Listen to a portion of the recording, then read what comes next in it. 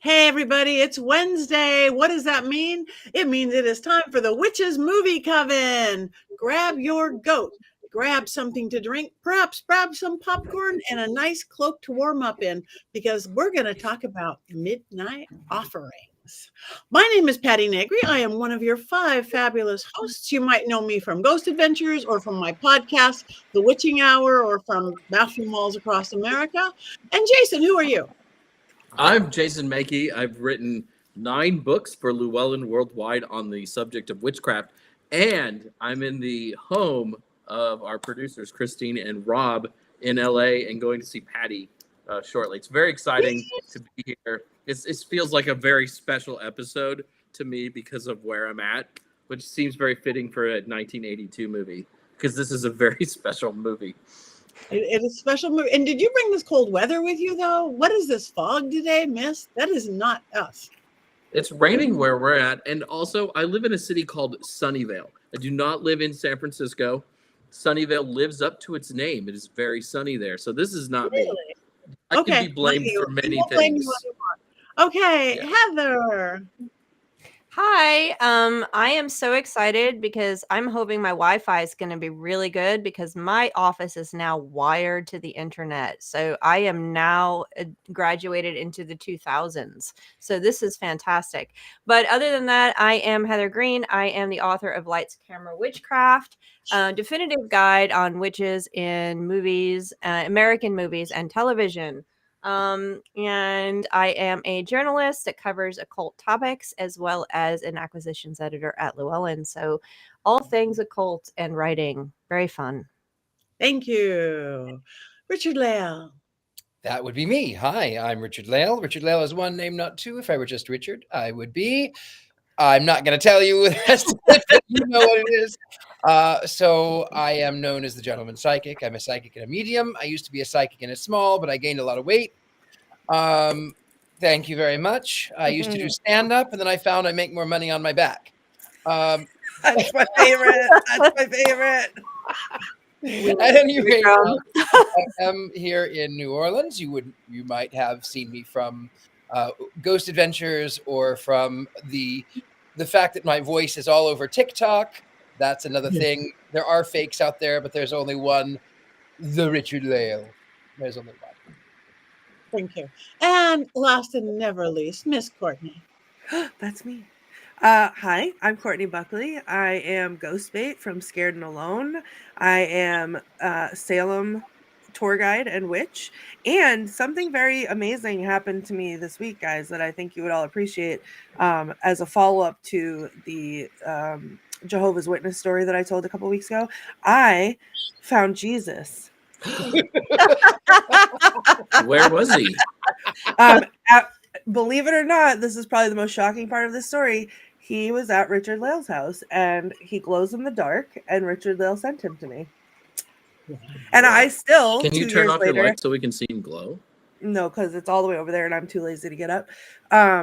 But I'm just really impressed with the speed at which Richard-Lael sent this, as the birthday present that I bought for him 2 years ago is still sitting on my dining room table.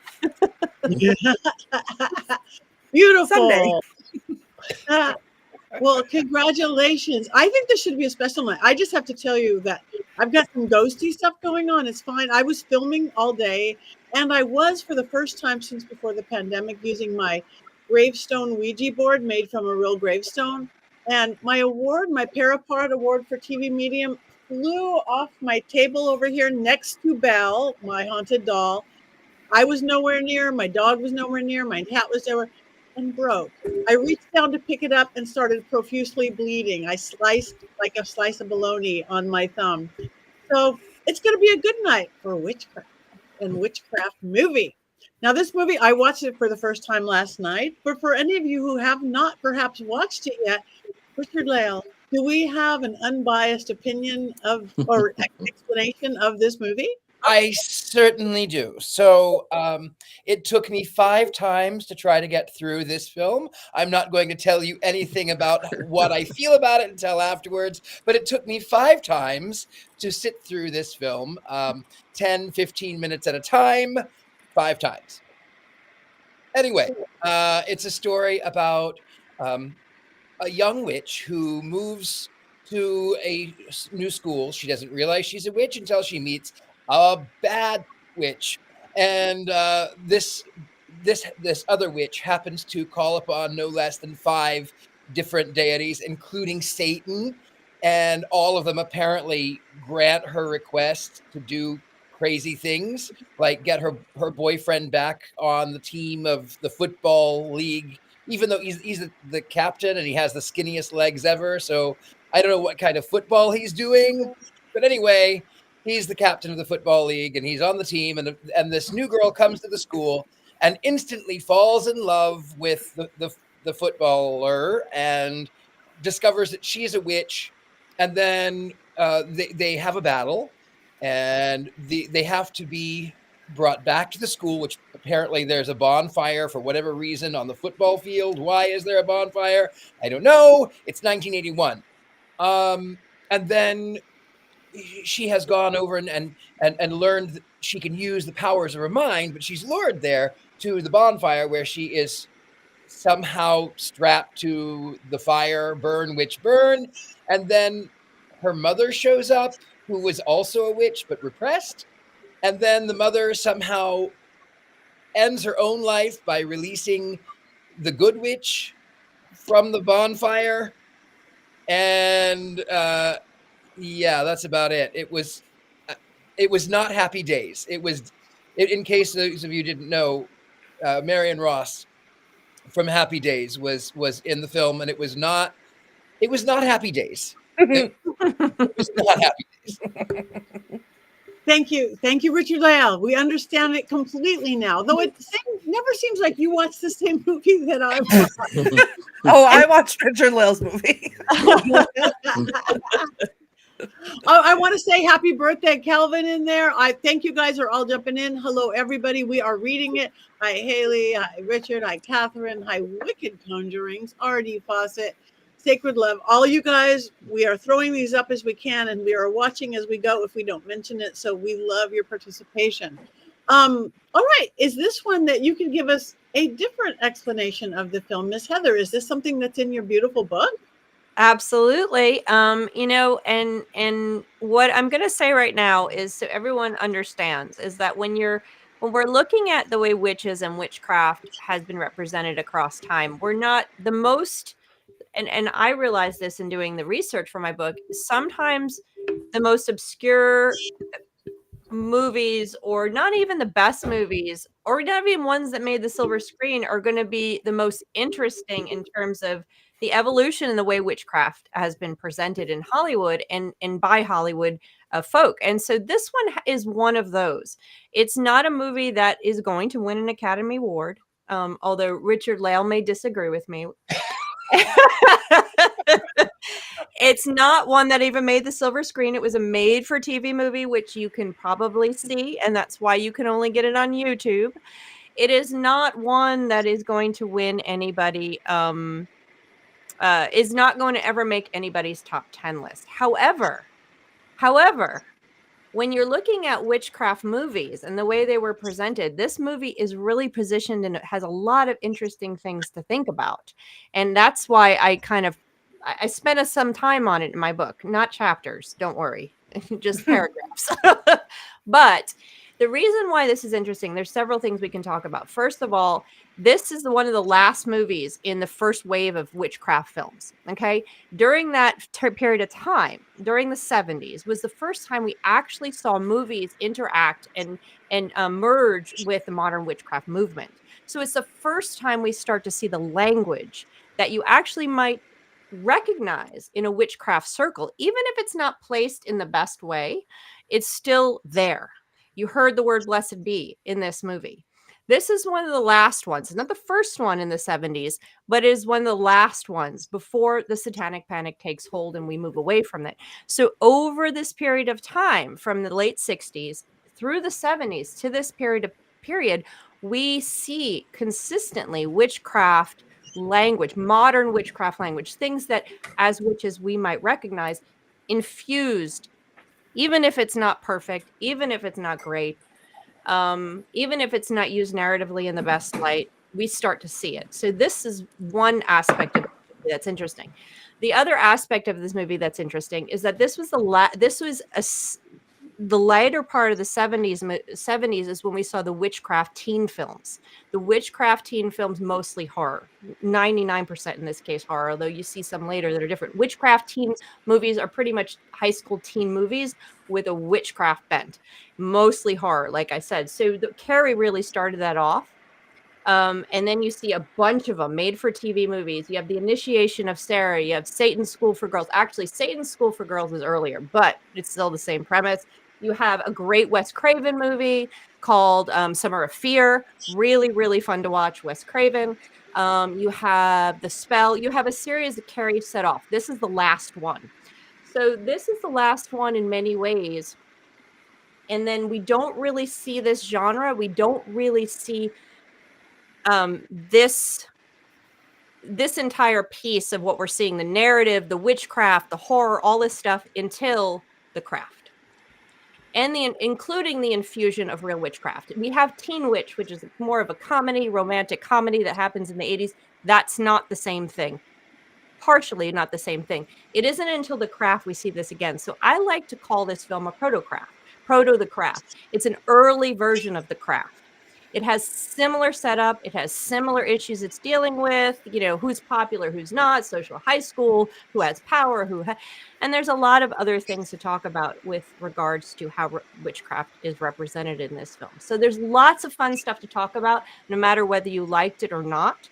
There's a lot of really interesting witchcraft stuff to talk about in this movie, which is why I always recommend people watch it. So I will leave it at that. I will add that the main character was Melissa Sue Anderson. Is that right? Melissa Sue Anderson was in one of my favorite shows as a child, which was Little House on the Prairie, and I believe Mary Beth McDonough that's she was in The Waltons. So the characters. So somebody, I was reading. Minx Hag Repairman was on WKRP in Cincinnati, who was also one of the other guys. The great Gordon Jump. So you have so many recognizable actresses and actors in this that are fun. And I'm going to tell you, I love me some Little House on the Prairie. So I was always happy to see, that was pretty cool. So anyway, moving on. I'll give my opinions later. I'll talk more later. Someone else go. Courtney, I hated this movie. I will give my opinions now. As someone who was made in the 80s, I feel uniquely qualified to say that not everything that was made in the 80s was great. This being one of them. I feel like if I was Jason. Wait. This was 1980, so we have to qualify. It's not. I was made at this point. It was 81, and I was made in 86, and that's it's all the same decade, and I'm a little ashamed that I came from the same decade as this. Anyway. That's a little harsh, Courtney. It was painful coming from the woman who loves your highness. I mean, that is a little harsh. And we discussed earlier, was it last week that you also loved it because I did some girl math and we figured that out. So anyway, Call that fuzzy math. It's called witch math. So, anyway, it was. I don't know. I think part of it for me, I'd never seen it before, but part of it for me was watching it on YouTube. I think took away from it a little bit where I just visually found it hard to look at with my eyes. Then came the haircuts, and that was a real big problem. Again. That's 80s though. That you can't. I lived through it. By the haircuts. I didn't need to go back. Okay, I lived through it. I didn't need to go back. I did appreciate the witchcraft in it. I liked that it was heavy on the witchcraft, and I liked that a lot. However, if I was gonna spend an hour and a half of my time to watch something like that heavy on the witchcraft, I'd watch The Craft because that was way better. So I have some quotes. I don't have a lot because it was hard. Most of it was me writing down thoughts of how I was making fun of everybody. I was not nice to this movie while I was watching it. So there you have it. I watched the same movie as Richard-Lael. You know, Okay. it's So, this is not a movie I would have watched on my own. And I feel like this is the kind of movie that only Heather Greene knows about because it's a historical witchcraft movie. But it's very much a product of its time, and it reminded me of happier times in the 80s where people would take a break from whatever sitcom they were shooting or Little House on the Prairie, and they would all go in and they would make a TV movie, and you got to see some familiar faces do something that was not necessarily thought to be in their wheelhouse, and I thought they pulled it off. I don't think it's that bad, and I was It's really also not that good. I was surprised for 1981 that they're using the word athame. They do say blessed be once. They also say blessed be at one Yes. point too. And I was like, what? It's like I could tell you're doing the research, but not all the research when you say blessed be. But it's a generic movie that was shown in the middle of February on the ABC network. And in that sense, I think it was very good for what it was. And a surprisingly kind of almost accurate take on witchcraft in some regards, because they're using real witch words and they're showing spells. I mean, I was a little weirded out when it opens with our antagonist calling upon 97 different deities to And Satan. No, wait, And, yeah. but you see, the thing is that in her, if you read Mastering Witchcraft, which I'm sure you guys have, or at least part of it, and you look at, and so just to your point is that Paul Hewson was in Hollywood at this time. He was actually producing Tucker's Witch, which came out I think the next year.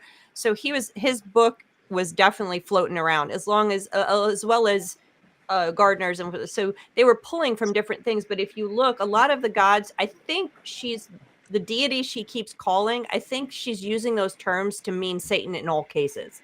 That's the way I read that, except for Hecate, and the rest of them were, I think, just names for Satan. I think that's they're what she's demons. doing. I think they're mostly demons. Demons, yeah. And you warned us, so this is a little history too. Heather warned us when we go in. She goes, read Paul Hewson's Mastering Witchcraft.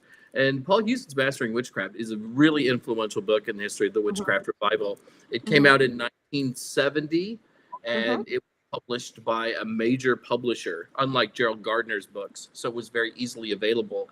And it had the first things that we would really recognize today as witchcraft. There's a little bit of the charge of the goddess in it. There are deities that are familiar to us. There's also a lot of things that are very, very different in some regards.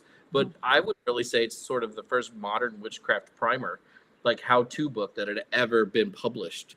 And it certainly would have been very easily available in 1981. And it would make sense out of all the books at the time to pick that one up more than anyone else, because it looks like people in Hollywood probably think witchcraft looks a little threatening, a little scary, and, not Starhawk's The Spiral Dance, which is, much happier, I think, in some regards. Mastering Witchcraft with the word warlock on it too, probably plays into those things that Hollywood is expecting witchcraft to be. And Paul Hewson worked in Hollywood. He was a screenwriter for years, and he was a consultant. And like I said, at this period of time, he was actually producing and creating Tucker's Witch, which was a short-lived TV series about a witch. So this was about the same time. So he was very present. So his book definitely would have been available to screenwriters. He probably was passing it around, So and you could see it. He talks about by Barabbas, by Satanas. He has the words that they use in his book. His book you can find in a lot of 70s. But yes. And Kelvin makes a point too. Ironically, she pronounced Kernonos wrong. I heard that while I was watching the movie. They're trying to say Kernonos, and they say Sir Nunos or something like that. And I was like, how did she pronounce it? I thought of you immediately, Jason, when she said it. I was like, oh my goodness. Jason's gonna be all over that. It was not with the hard C. It was with the S. So yeah. But because I just thought that was some whispering. Yeah. I had a hard time following through. I had a hard time, even beyond the mispronunciations. I had a hard time. I turned it on and I would go, okay, I'm going to do this. I can do this. I can do this. I can do this. I can do this. Oh crap. I can't. Was it the haircuts? I mean, the haircuts were bad. I could deal with the haircuts. You know what, though? The thing is, where all of these people were from all of these television shows, it should be noted, I also couldn't stand them on the television shows. So I didn't like Little House on the Prairie. I couldn't stand Happy Days. Mrs. C, come on. I didn't like them. I didn't like it. And I thought it was hokey. I thought it was just hokey. And there was no, there he is. There's WKRP. So I never actually watched any of the shows that these people were on. And I thought the whole thing was, I thought the acting was horrible. I thought the hair was horrible. Thank you. I'm just so used to looking at Jason's luscious locks that true. A subpar haircut does not do it for me. I do think that the criticisms of the hair are justified and reasonable. I was horrified by the two main actresses' hair in the film. I mean, I grew up during that era to some degree, and those were not good hairstyles then. They're not good hairstyles now. And they are distracting, especially at the beginning. You know, show some pride in your hair. Or just cut it all off. You know, those are your two options. And that's fine, too. I'm going to go next. My issue, I had fun with the witchcraft. It was like, oh, wow. I mean, to open up with somebody going, Hecate, I work with Hecate, so somebody going, Hecate, oh, this is fun. And then I didn't get all the mumbly misconnunciations along the way.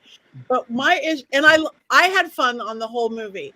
But what my issue was how bad the acting was. I wasn't going, this is a TV movie, but and I think it goes back to the directing. If they were looking for a specific style, it didn't work. And even the music that went with it, it's like, these people must be better actors. I know they're TV actors, but actors is actors. And I didn't watch those shows either, Richard-Lael. I never liked a family drama. I grew up in the perfect family, so I never watched Little House on the Prairie, or I watched the ones that were the Broken Families or Three's Company and all that. That's the world I like. But I had so much fun with the worst acting, the readings of the lines. It was almost like the director or somebody said, read it like this and then go up and da. It was like no reality in that. And then when I couldn't get past how bad the acting and just the line recital was, I started listening to the music. I mean, I don't know who directed it. And the music is like, okay, it's horror film, big horror film. Now it's a rom-com. Now we're doing bouncy and little dink music. And I'm like, and it's not supposed to stand out like that. In a good movie, you go with it. It's not hitting you over the head with it. So I had so much fun looking at how just technically, whether that's the directing or they had a vision that I didn't pick up on, but one of the worst I've ever seen as far as the reality, like buying into it. I couldn't. Yeah, it's the TV movie aspect of it. TV movies tend to have that bad acting and disjointed segments. But yeah. So how'd you like the Church of Satan logo right at the beginning? The Baphomet logo on her wall. It starts out, it hits you hard. You got everything. Hat, the candle, everything. Church of Satan in the background, the fire. You got all the things, the pins, the whole. It opens up full on every single thing about Jesus is upside down. Unholy. She even had a goat. She had a goat. Yeah. She brought a goat to the football team. Yeah. Right? That was her goat. The only other stereotype she could have been is if she wore a leather jacket and dated the guy on the motorcycle and not the cheerleader captain who dated the football captain. Mm-hmm. So here's another interesting thing about this. So witchcraft, I'm going to keep bringing interesting things because as bad as this movie might be to y'all, it has so many interesting little tweaks about witchcraft. I like So the other big thing is most teen movies that have a witch in them. Most of these witch teen movies, the witch is an outcast. The witch is somebody like Carrie, for example. She is initiation of Sarah, all these various things. The witch is the outcast, okay, who then wants to become normal or can't fit in. So this movie is kind of like Carrie meets Mean Girls, and the witch is Regina George. So the witch is and if you don't know what I'm talking about, go watch Mean Girls. Regina George is the head of the cool girls. She's mean, she's nasty. So this is like the witch is actually the popular girl, and that is different than most witch horror teen movies. On Wednesdays we wear black. There you go. That's on Wednesdays we sacrifice a goat.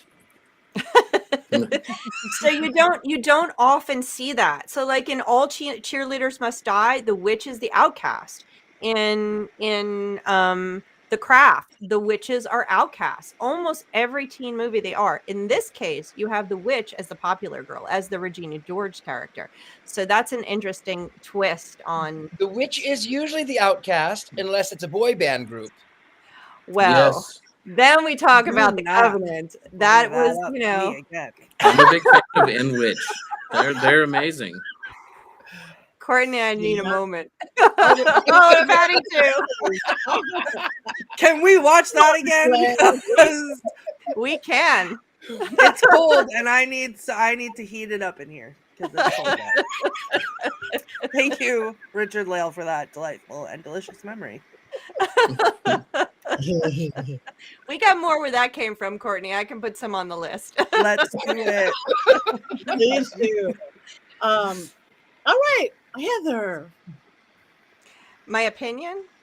Mm-hmm. I think I've given it. I think as I agree with you guys, the acting is not there.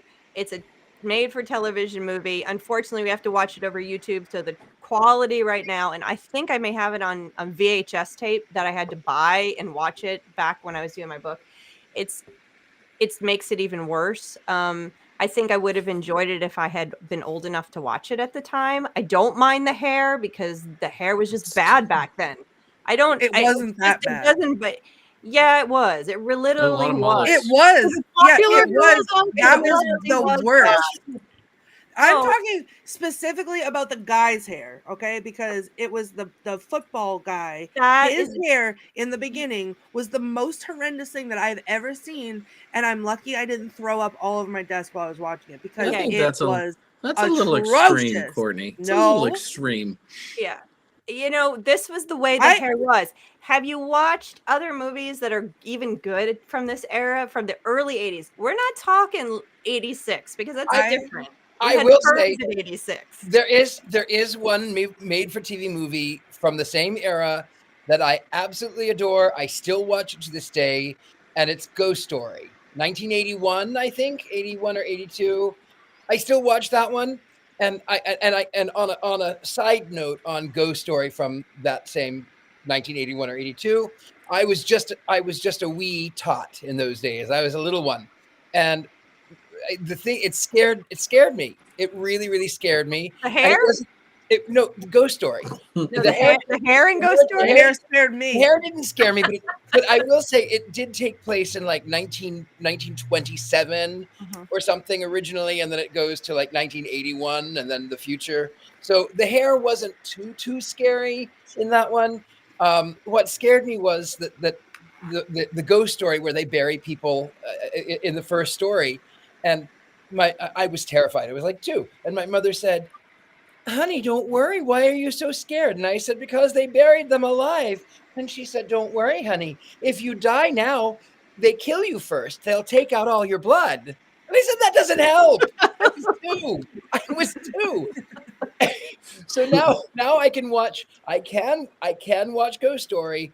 I could watch Ghost Story again. I can never again watch Midnight Offering. No. And I need to address Haley Castellano in the comments here, who said the hairstyle is still in existence. Hello, Justin Bieber and many other little boy actors. Here's the thing. Today, they may have the same cut, but their hair moves and is not a hair helmet that is out like this, like a little mushroom head that just sits there like a hard little helmet and doesn't move at all. It was so distracting the way that it just didn't move. So no, it's not the same. Aquanet. Sorry. They called it Aquanet. I Aquanet. used Aquanet, Patty. I know. It was still terrible. Well then. Even by mentioning the name, even by mentioning Aquanet as a name, I can smell I can it.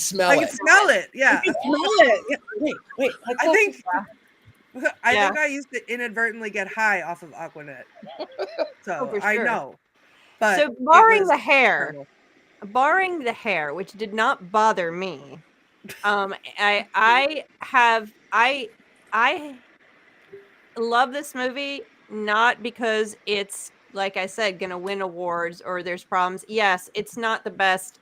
I agree with Richard-Lael and Courtney's. I understand why you guys are fighting it, but I there's something about it I just love, and I think a lot of it has to do with what it's trying to do in the way it's representing witchcraft, and it's just remarkable moment that it did, and the things it did, not necessarily right, but the things it did that no other film were doing for me. So I think my love for it is more of an academic, intellectual, witchy thing than it is like just sitting back. And I'm not going to sit back and kick up and get popcorn and go, hey, a family movie night, midnight offerings. No, that's not happening.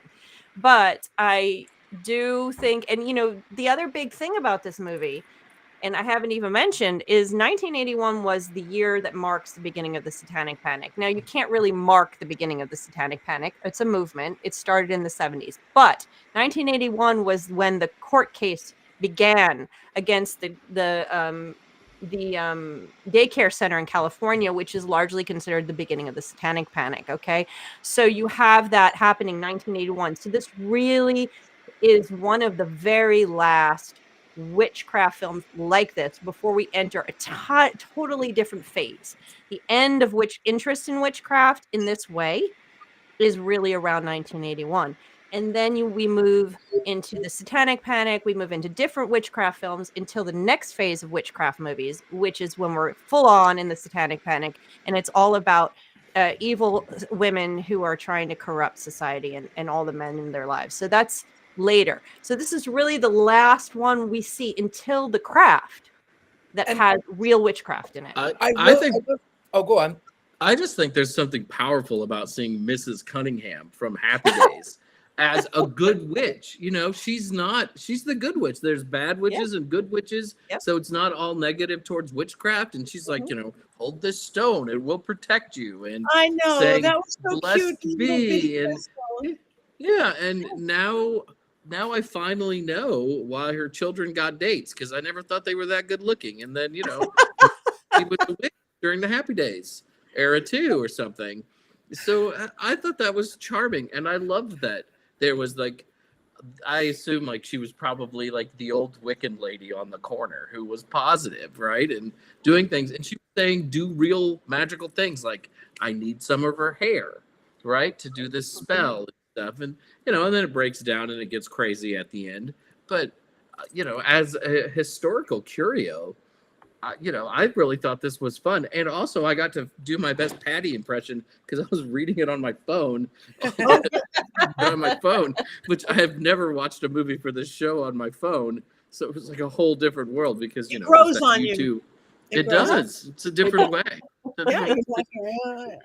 This wasn't one you're going to miss the cinematography of by watching it. No, there was no cinematography. No, there was no cinematography. Except the close hair. moments in their eyes when they were acting, and you felt it. There was no hairstylist either. I need to bring it back to the hair for a second. Wait, RD Fawcett in the comments. I was distracted. Heather, what you just said, that whole thing, I was trying so hard to because that was so important and it was so interesting, but I was giggling because the broccoli cut. I'm a barber, and that's what we call that miserable hair. And Which now one? all I can. Right. No. Which is the broccoli cut? I'm assuming the football guy, because that's all I can picture now is that man with broccoli on his head. And now I've changed my mind. I can tolerate the hair because I'm picturing it as broccoli. But that comment, I just want to thank that because that was amazing. It's a reminder to eat your vegetables. It Oh was my a public service announcement in addition to being a witch film. It was. Yeah. I'm going to tell you something real honest, and this may come as a shock, but I would have rather watched The Witch That Came from the Sea than this. We can make that on the list. We can put The Witch That Came from the Sea on the list. Wait till you see Necromancy next week. It's from that era. Oh no. Oh no. I think I'm sick. I don't know if I'm going to make it. Let me check out the hairstyles first, and then I'll take my temperature and I'll see where it's at. We needed some movies that had historical witchcraft in them. I mean, historical witchcraft as in modern historical contemporary witchcraft, not as historical witchcraft meaning 14th century. So yeah, She's a witch. She's a witch. That's historical witchcraft right there. I like the 14th century witchcraft. Me too. We needed a little modern stuff happening, so we see that here, which is why this got on the list, because it's very interesting. I was surprised. I had to watch a lot of movies, guys, and a lot of witch movies, and let me tell you, this was not the worst one. There are far worse ones, and I'm happy to bring them to your attention, and we can watch them. And I think we'll have 5 blank screens. We're not coming on tonight. Forget it. Lights Heather, out. I'm sorry for what any of us ever did to offend you, that you would threaten us with something worse than this. Oh no. I don't even think this is Richard-Lael. We've actually already watched ones worse than this in my mind. I don't think this is even Oh, close Richard- to the worst Turn his film lights we've ever off. seen. I turned my light off. Turn his light off. I can't imagine any film being worse than this one. Oh, well, let me just. That's a challenge I accept, Richard. No. I got some from Brain Damage Films in the late '90s that we could definitely take a look at. Well, brain damage. all we have to- films, We just have to watch Your Highness again, or The I Killing would Tree, gladly watch The Highness. Killing Tree. or The Sword in the Stone. Had Finally, too much, because Jason is the one that keeps bringing up Your Highness because he loved it.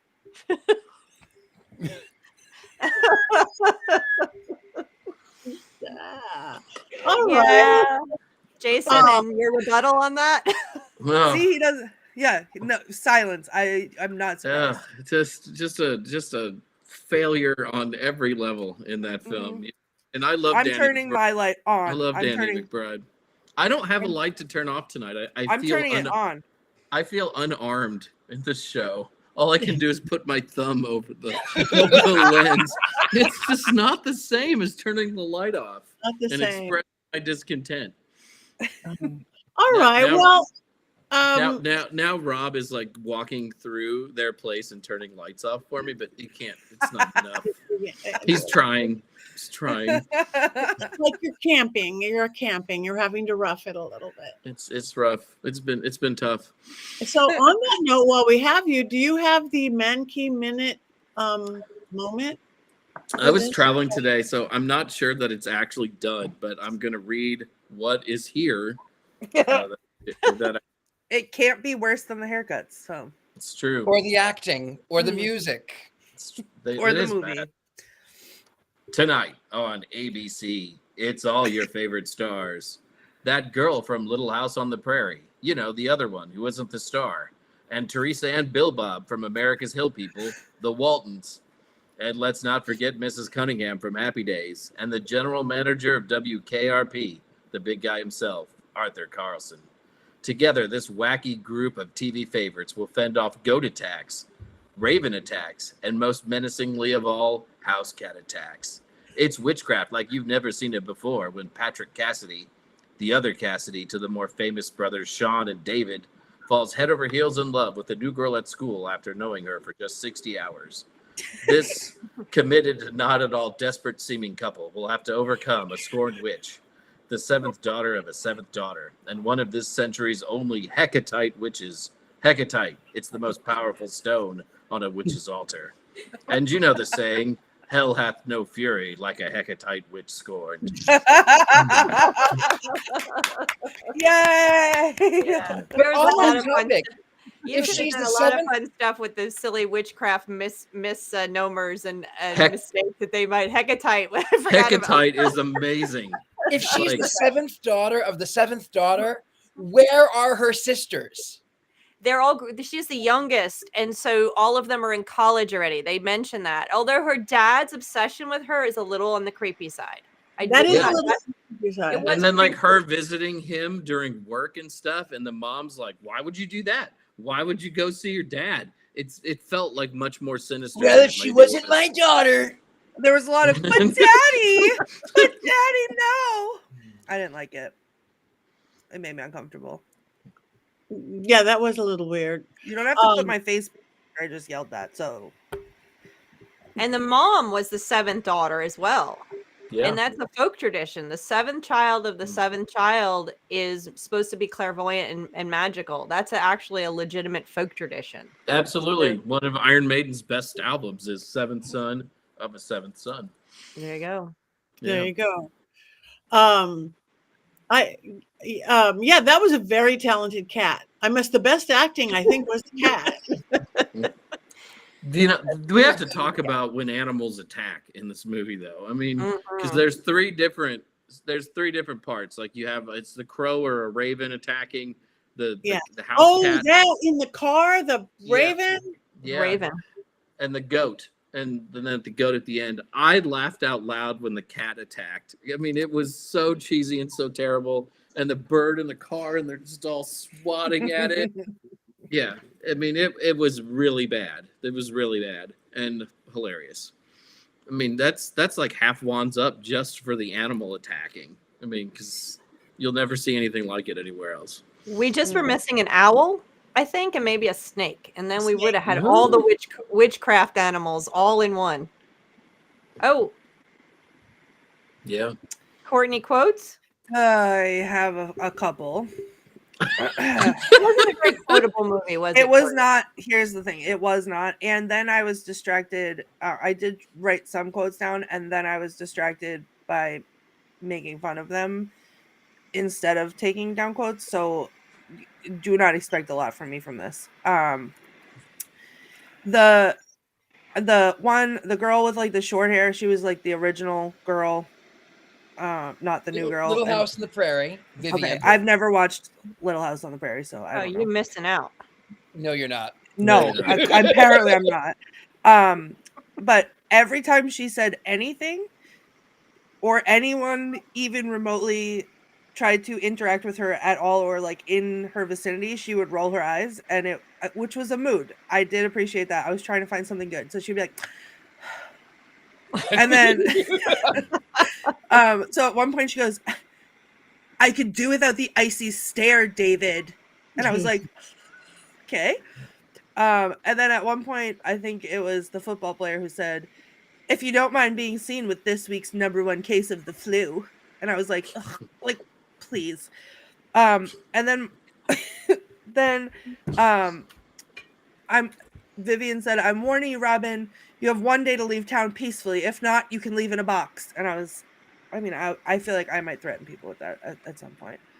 And then David says, "Tell the police they'll put me in a basket weaving class for sure." And Robin says, "The police have other things to worry about than your extracurricular activities, dear." Which, basket weaving. So yeah, not a lot of good ones. But I did make a note also of the way that Little House on the Prairie slammed the baton down, because she was like really mad about something. She like picked up the baton and like held it like this, and it was like, ah! With like eye rolls. Like it was a lot. And the hair was its own character that I couldn't quote. So I was a And little why was she upset about it. attacked with a clock? That's what I want to know. Why? Of all of the things in someone's house, knives and scissors and sofas and taxidermy, a clock? I mean, That was weird. It took me by surprise. I was like, what? I guess because we didn't know of her powers yet, but I'm like, what? I guess she has I- a face that stops time.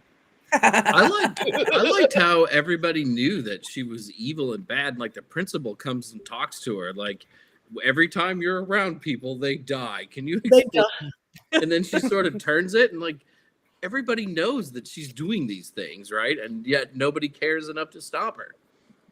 Not until Robin shows up. Robin connected with Robin Hood, and it's a magical name for centuries. I thought that was funny. Like Courtney's eyes rolling.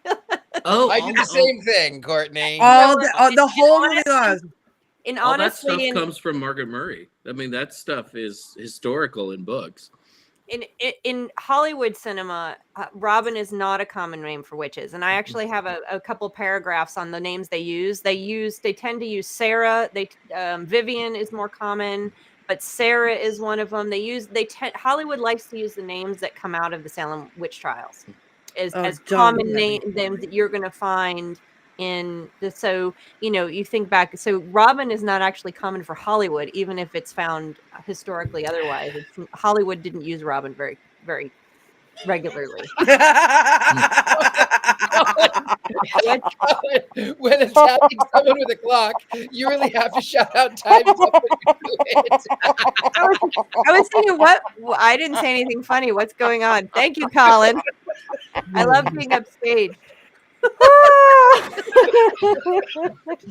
All right. On that note, I think it is time for us to vote. Oh God. Wands up, wands down. I left my wand over there, but I'm going to not vote because mine is down here anyway, so it's down here. It's down. Mine is so far down that I can't lift it. Can you not vote? Well, I mean, okay, I'll vote. I have a bottle of water. This is my vote. It's way up I'll here. I'll vote for Richard-Lael. Now it's in the floor. All right. We have angled, very much angles. What angle do you call that? 2 o'clock. 2 o'clock. Yeah. 2 o'clock, 10 o'clock. And all right, everybody out there, wands up and horns up from Kelvin. A spirit broke chair trying to fix it. Yeah, it's one of those nights. Things are breaking. Anybody else? Wands up, wands. Oh, we got a down from Haley. We got a down from Marshall. Down from Mary Jane. Up from Mrs. Cunningham from Haley. But Haley also gave the whole thing a thumbs down. Okay. Small town Joshua's got wands up. Wands for the skeleton in the classroom. Colin. Wands up for effort despite the cast losing their ability to act during the movie. I'm going to give up wands up for Colin tonight. Wands up for Colin. They really did. Wands There way was down for RD. There was a question earlier, which we kind of skipped over because we were talking. That is interesting. I think it was Robert Hicks that asked about whether all the casting and all the negative, it might have not been Robert, it might have been several, but all of the spells they were using, all of the legitimate witchcraft that was actually being somehow seeped into it, let's call it that. Did they have anybody on set? Because they could have actually cast something. They could have actually, yes, they could have.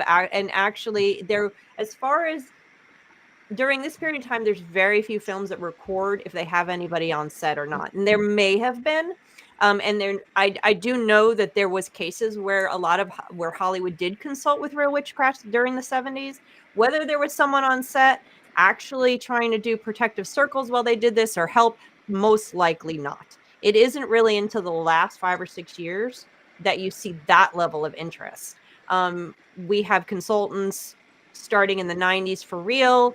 We don't see them on set actually working with magic to protect the set until the last 5 or 6 years. I mean, did you see the witchcraft books that they had though? Like the high school guys, like, I got this out from the library, and it looked like some sort of 17th century grimoire. Like that's just sitting in your high school library. Good job, dude.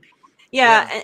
And there was a couple films where you see consultants and they're usually listed as spiritual consultants and stuff, and I'm always looking for that. Sometimes they're just not recorded, and sometimes they just pick up a book, like, which is exactly, Jason, what you're talking about. They pick up a book. Maybe if Paul Houston did consult on cases, he might have gotten on the phone at points, but there was nobody actually doing protective circles around the set to make sure they actually didn't summon Barabbas, Satanas, and Hecatite. So, most likely not at this point. Our producer Rob just said they probably, if they consulted anybody, was from the Bodhi tree on Melrose, which was our one not even a cult, metaphysical, new age, occult, witchcraft. Right. I mean, that's kind of almost all we had, except for in Long Beach, we had very witchy Eye of the Cat. Yeah. But the Bodhi tree became the place to just hang. Yeah. And they were, and a lot of the pagan and witchy people were like, even the Satanists at the time coming out of the 60s were very popular in Hollywood during the 60s and 70s. So this stuff was going around, whether it was full on or not. And so there was just enough to make this movie feel a little real. Yeah. Although a little bit off at the same time. What's really mind. What's really great about this film, though, is now you can go to Mystery Control and order your own Hecatite stone. We are now your exclusive purveyors of Hecatite. Hecatite. Available nowhere else, only from us. Indeed. Your own magic, very powerful black cat. All I know is all these movies, they get the witchcraft good, they get the witchcraft bad. And I've been practicing for decades. I've never been able to like light someone's house on fire with my cat. No, really? No, I just, I mean, however, have craft. you tried with Willow, Patty? Have you tried using Willow? That might, we'll send it. She's low. She could sneak on it. Maybe that's it. Maybe that's why I like things like practical magic, and they get out there a little bit. They could fly off the roof, but it's real-ish. Yeah.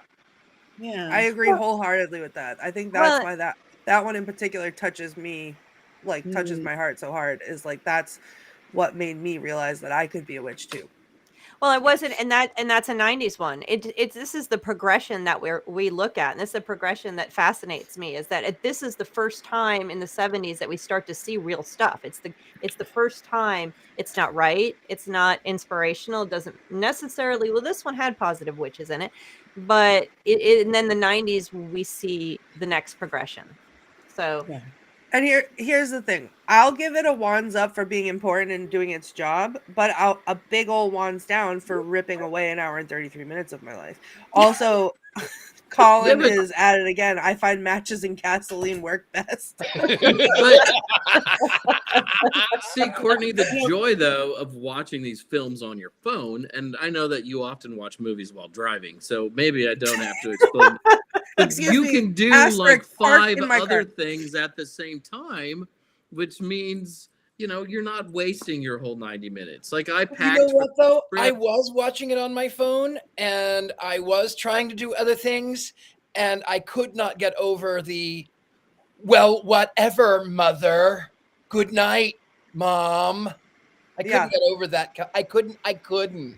I played video games while I was watching it, and every time she was like, "Daddy," I got like whiplash to be like, "What? Oh, what?" Yeah, she was pretty annoying. Someone needed to put her in her room and take her phone away. Yeah. But she didn't have a phone yet, right? 81, you didn't have a phone. Nope. Oh, she may have had the. They did use real phones or old-fashioned phones in that movie. They did. Yeah, they did. I mean, they had phones, but not. But she's a witch, so she could have used smoke signals. Mm-hmm. She could have. Well, she could have just sent bird messages. I mean, she could control those crows. She could have taped the message to the back of the clock and sent it away. I think Christy Cragen is sorry if I pronounced your last name wrong, but I think you're speaking truth right there. Her daughter talks to her like that. I think that's something that all moms of teenagers will understand. So the rolling of the eyes and slamming of the doors and all that. Yeah, that's real. She was ruthless to her mom too. Like, I don't want to end up like you. I'm going to use my powers and get out of this like crappy house and all that. And such a teenage dad sucks. She was terrible. She's terrible. Go back to that little house on the prairie. Get the hell out of here. You're mean. Go churn some butter. Yeah. Just take her cell phone away and her hair dryer. And her Aquanet. And her Aquanet. My hair issue was more with her than the boys because the popular girls got to have good hair. The most popular girl, the cheerleader in school's got to have good hair. And she did. I had a problem with everyone's hair, fairly. Just Um, across the board. I just couldn't imagine that Vivian was like popular in school because of that hair. Like, you know, I saw her and I was like, well, she must be an outcast. And then, like, how are you dating the quarterback of the football team with that hair? That would have never happened at my school. Also, like, she doesn't look anybody in the eye ever because she's too busy, like. But all right. So, that is an 80s thing. That is such an 80s thing. Like, oh my God, like gag me with a spoon. Oh my God. We can look up our producer Rob's like yearbook photo in here. Apparently. Oh my God. Oh. See, that's the next thing. Throwback Thursdays on the Witches movie Coven. Yeah. Albums. You found gold. Wow. All right. So let's remind everybody again. What are we seeing next week? What are we seeing next week, Heather? We are seeing Necromancy. It's with Orson Welles. It's one of the early 1970s horror witch movies. Colin's on a roll. See, Colin is on a roll. The quarterback loved her, but his guide dog was skeptical. Take a deep breath. You've lost Courtney now. She's gone for the night. The Courtney attack. All right, we have just a couple minutes left. So everybody, next week we are doing necromancy. Mm-hmm. What year is it from? Do you know? It's like 71 or 72. Orson Welles. I love that. We're doing necromancy. Come back next week and watch us raise the dead. Exactly. My bones. This is another one with tight witchcraft connection. So we'll be talking about witchcraft and contemporary witchcraft and all kinds of good stuff. So, and I might have the flu. And no. You got to watch Orson Welles play Mr. Cato as the head of a witch coven, a devil worshiping satanic witch coven.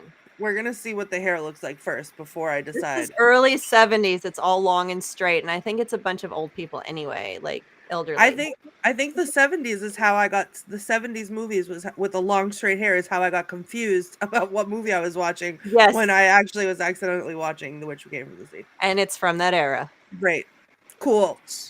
I might have the flu. Hey, Robert. All right. Who has anything coming up? I'm gonna go first because I've got to go pack.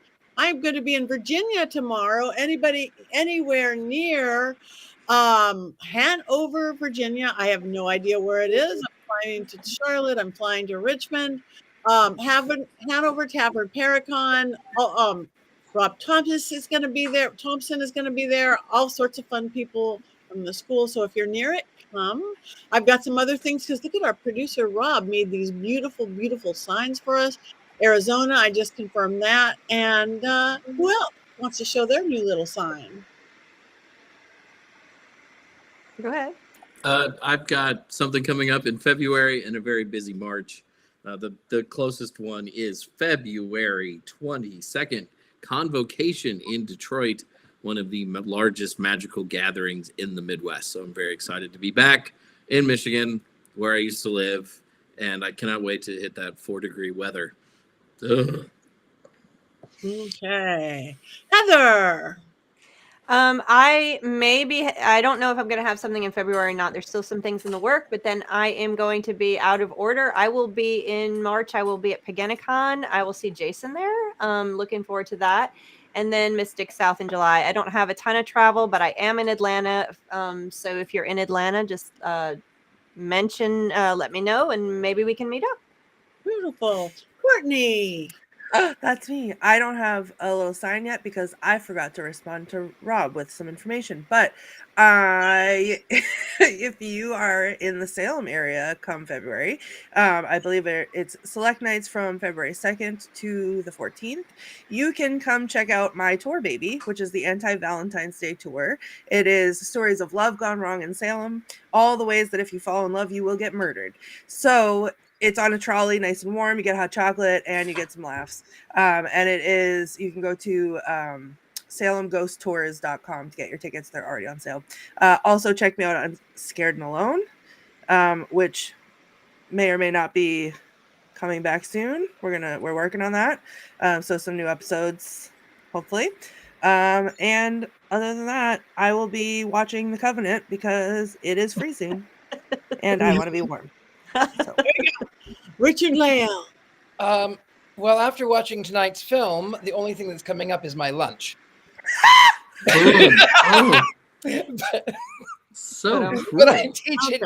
I teach at University of Magicus. I'm there all the time, and I'm here in New Orleans. And I'm at thegentlemanpsychic.com for all of your clairvoyant needs. And anywhere gentleman psychics are sold, that would be me. That's where I am. The gentleman. Yes. And I'm feeling very, very generous tonight. So Richard-Lael is one of our best, original, amazing teachers. I teach there. If any of you email me, I would like to give you a free class from Richard-Lael or myself or Father Sebastian. A free class to check out, universitymagicus.com or magicu.org. Email me for a free class. It's inexpensive anyway. It's great. We teach witchcraft, mediumship, psychic development, paranormal stuff. We across the board, lots of teachers of lots of slightly different paths along the way. So just email me at pattinegri.com and say you want a free class.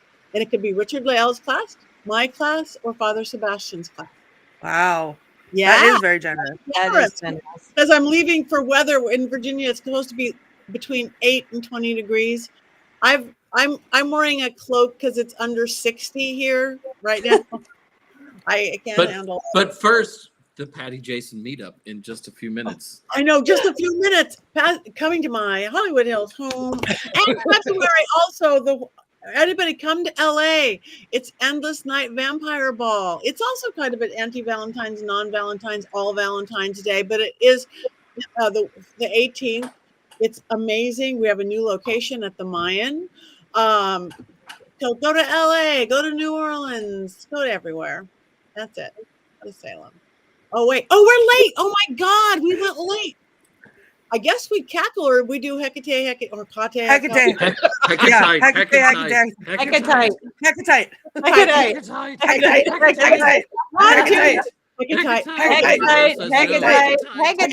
even say it. I can't even make myself say it. I'm just going to do this. Hecate, which is all. I think cackling